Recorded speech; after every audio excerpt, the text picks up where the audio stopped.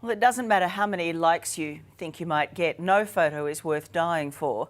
But some social media addicts say the riskier the selfie, the better. Let me take a selfie. They're the personal postcards of life for a generation. The humble selfie.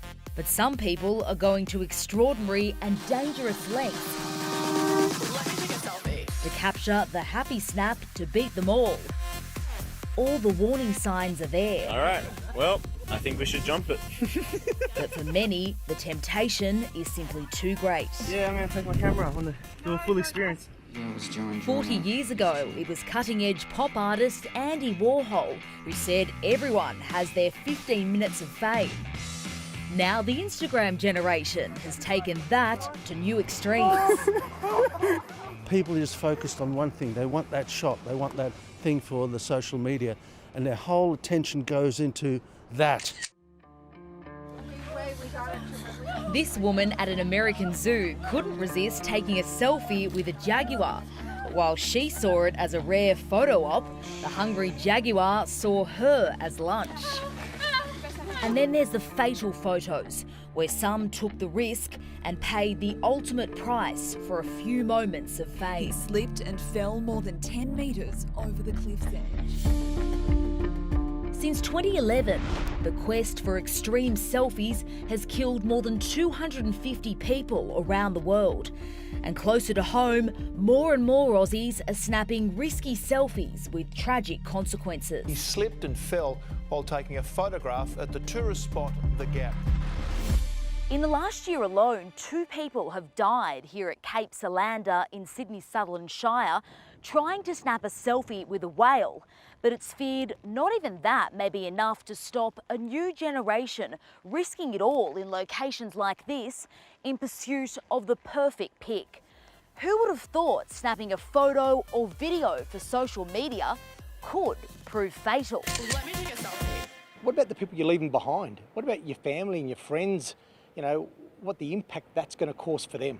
Carmelo Pesky is Mayor of Sutherland Shire in Sydney South. And I hate to get to a point where we have to fence the coastline, which is quite ridiculous. Some of the areas that are quite popular are fenced and with signage, and some people just disregard those signs. And some who ignore those signs can end up in major trauma centres like St Vincent's Hospital. 1, 2, 3. Where Professor Gordian Fuldar was head of emergency for 35 years.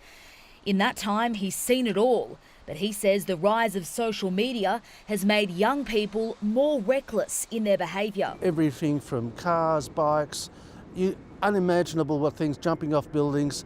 It's just a strange phenomenon which causes a lot of grief and death. These days, Gordian Fuldar spends more time away from the ED, but he still can't escape the selfie obsession. And I'm sure with all the media, all the movies and all the sort of stuntmen and all that sort of thing, we're indoctrinated that, well, you can do all this stuff, but you can't.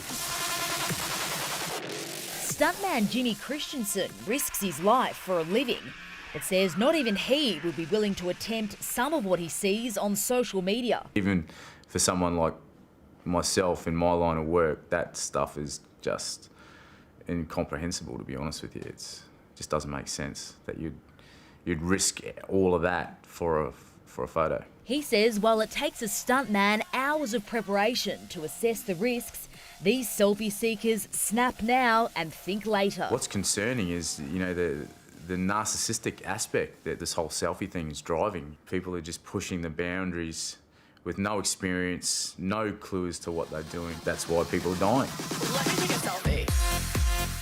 So next time you risk your life for that like, think twice. Just think a little bit more about what's happening. That one photo is not worth dying or getting to paraplegic for. Let me take a selfie.